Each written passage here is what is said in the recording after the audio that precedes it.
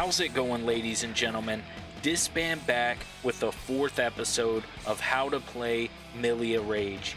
In today's episode, we're going to be covering staggers and blockstrings.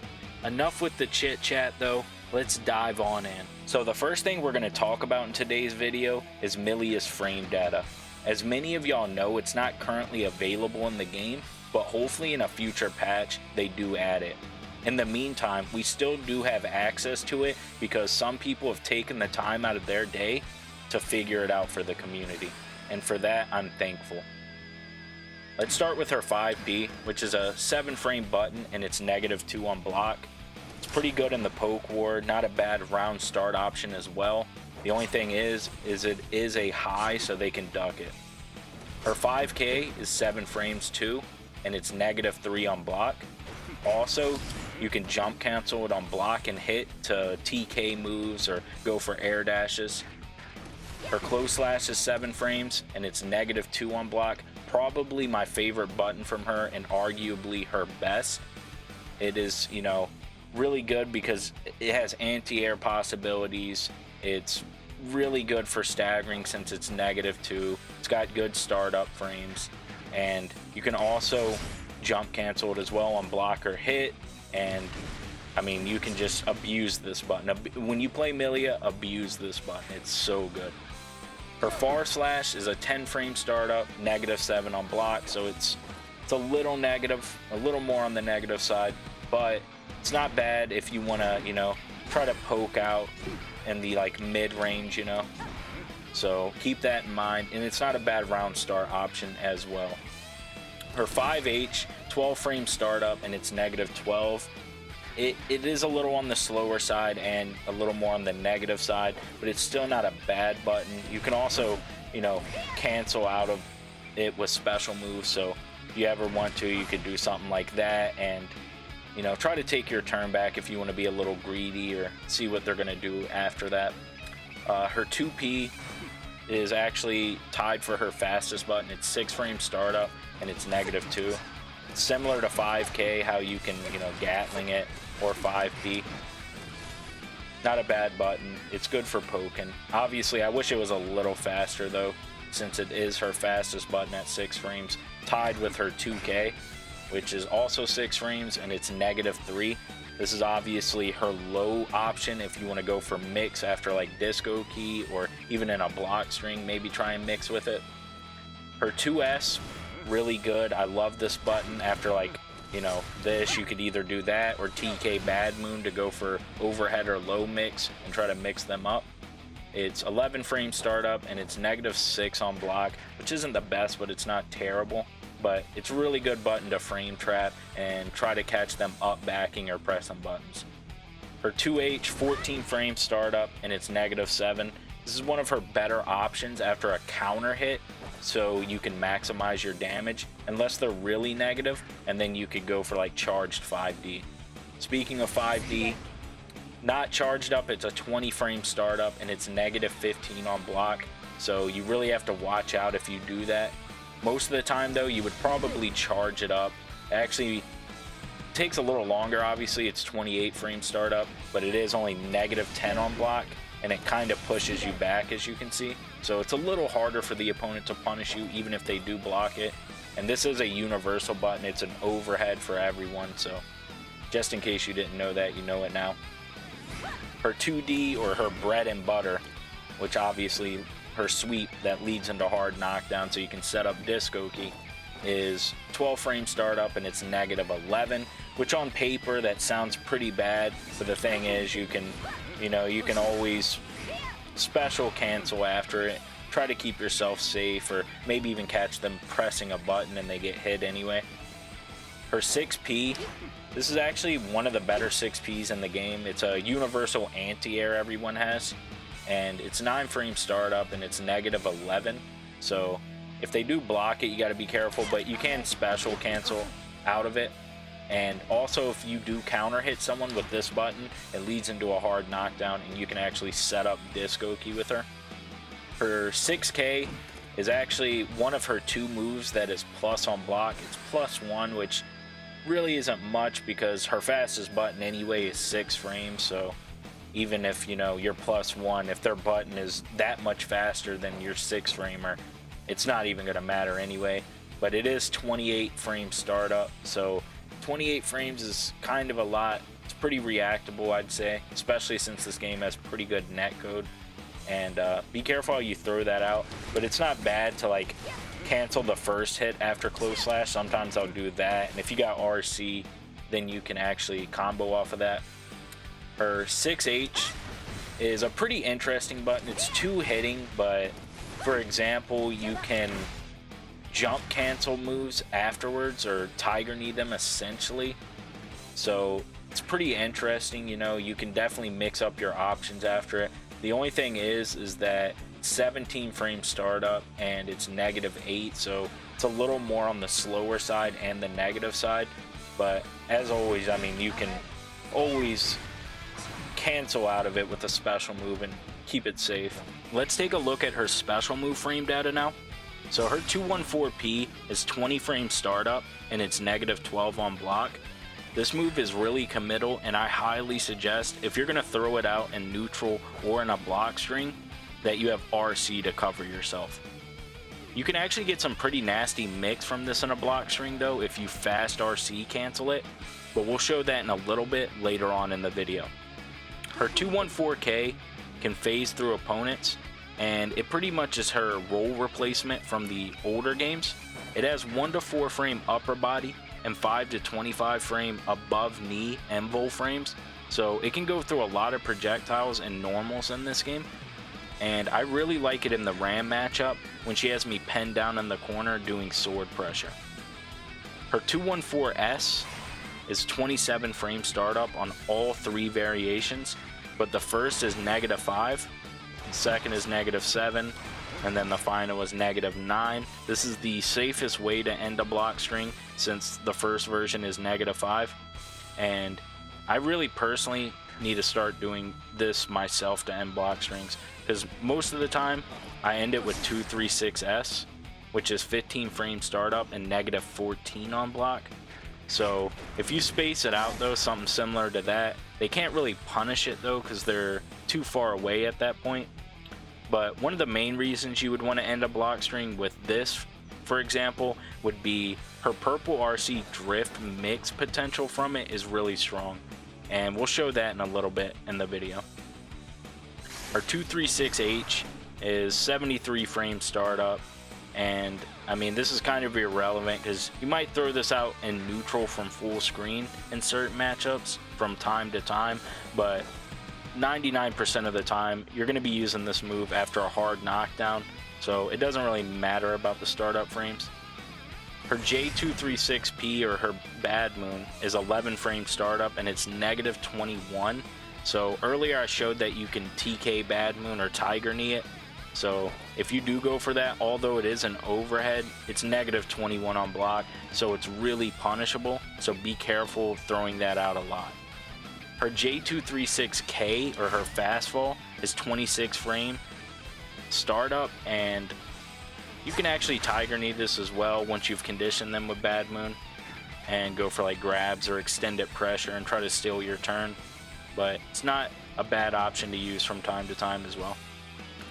Her Winger is 6 frame startup and it's -22. I mean, it's her reversal super, although it can be 6-speed. It's considered an air super, so there's that. But yeah, it's really negative. It's her best option though if you want to try to wake up reversal. And then you have her Septum, which is 4 frame startup, and it's actually +8 on block. Earlier I said her 5K was one of her 2, and this is the other. This move's not bad to do in block strings from time to time, that way you can continue pressure. But personally, I like other options opposed to this one to continue pressure in a block string. But as far as her frame data, that's pretty much all of her moves covered, and I'll leave a link in the description from the tweet I use this for. So if you guys want to check it out, you can head over there and see it for yourself. Since we're done covering her frame data now, let's talk about her staggers right quick. Although we've already covered close slash and then her 5K as well, these are her 2 best stagger buttons. They allow you to do many things as far as conditioning and stealing your turn. can also set up a lot of stuff like, you know, get Gatling this into a 5D, Gatling it into a, you know, micro dash grab.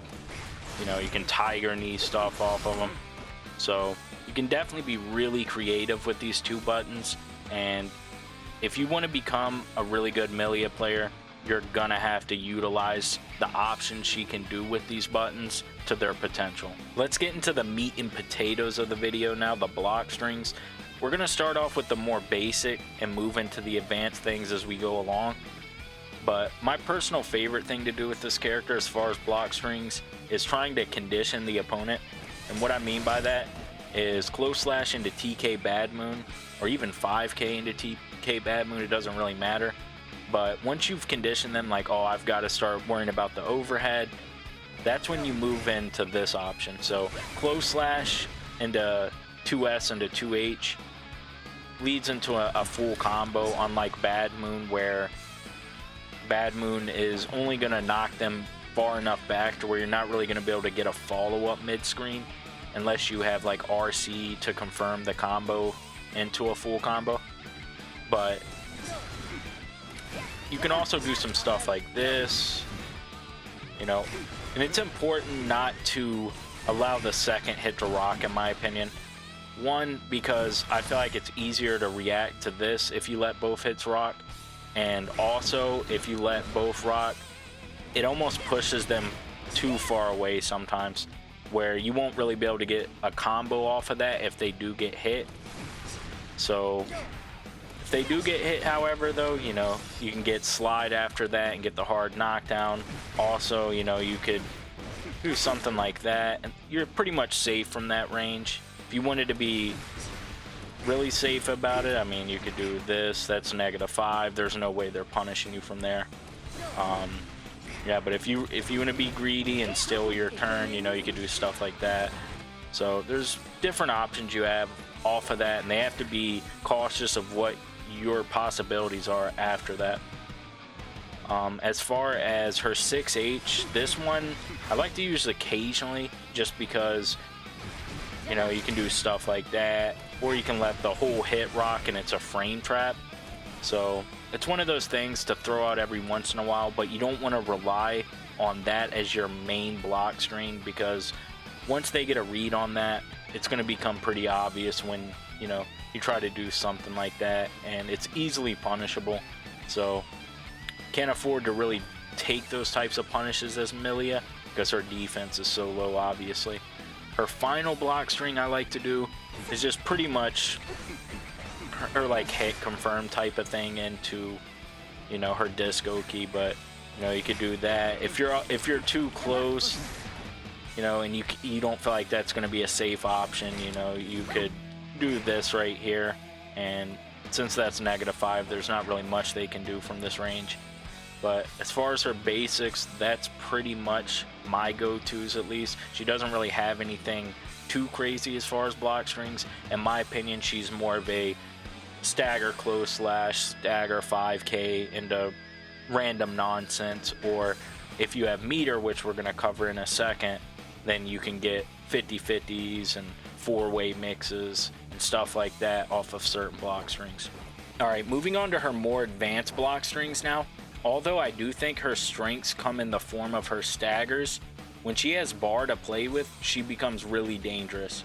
This is probably the first one I would learn just because it's more of a basic concept, but pretty much just PRC drift off of 236S. That was the overhead right there, and then you get the low option right there. It's a really good mix. It's strong. I hit people with it all the time, and it's not even that hard to do. You can also do close slash into it, and if you slightly delay it, you can cross them up for four-way mix, and that's something else once you get the first one down I would look into, just because it's not that hard to do, and you're going to hit a ton of people with that right there if you learn how to do it properly. Alright, so since we've been talking about TK Bad Moon a lot today, let's go ahead and show a mix-up option off that, and it's actually an OS as well. So obviously this move is really unsafe on block. It's -21, so If you actually red RC upward though, I mean, it's safe. You get a mix off of it, even if they block that mix. So there's layers to it. And it also OSs. So let's say I do it and they get hit. That will lead into a combo. If they don't get hit, then it leads into a mix. So no matter what, it's still my turn regardless. So this is a really strong one as well. Okay, this 214P option is really strong, and I brought it up earlier, so we're going to take a look at it now. The way I like to set this up is off a close slash. So you essentially just do close slash into 214P, and right there, that was the low option. You essentially downward RC, and then you fast cancel it with 2K. And then if you want to do the overhead option, you just drift RC regular into it and then fast cancel it with JK. So that's probably one of her more potent mixes as far as the RC block strings go. But there's one more we're going to take a look at. The final thing we're going to cover today is Blue RC Drift Mix. And this is probably the most potent in my opinion and the hardest to do. So don't get discouraged if you can't do it right away, and just keep practicing it. But essentially, it looks something like that. That was other side overhead. If you want to get really spicy though, you go for something like that. Same side overhead into fast fall, and then go into other side low with 2K. This is pretty hard to do, like I said.